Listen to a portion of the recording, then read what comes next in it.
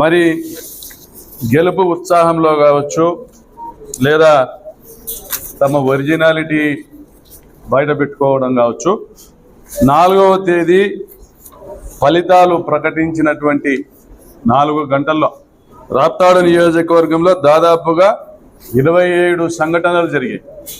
దాడులు జరిగాయి, ఆస్తుల మీద దాడులు జరిగాయి, రాళ్ల దాడులు జరిగాయి, వ్యక్తుల మీద దాడులు జరిగాయి, భౌతిక దాడులు జరిగాయి. అనేక మంది ఆసుపత్రి పాలయ్యారు.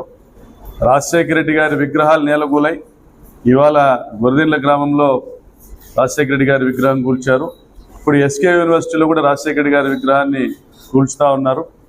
3 రోజులుగా దాడులు జరుగుతూ ఉన్న జిల్లాలోని తెలుగుదేశం పార్టీ ఎమ్మెల్యేలు కానీ, పరిటాల సునీత కానీ, ఆ పార్టీ పెద్దలు కానీ ఇది ఆటవికం అనేటువంటి ఒక మాటను కూడా వాళ్ళ నోటి నుంచి ఉచ్చరించకపోవడం గమనించమని కోరుతా ఉన్నా.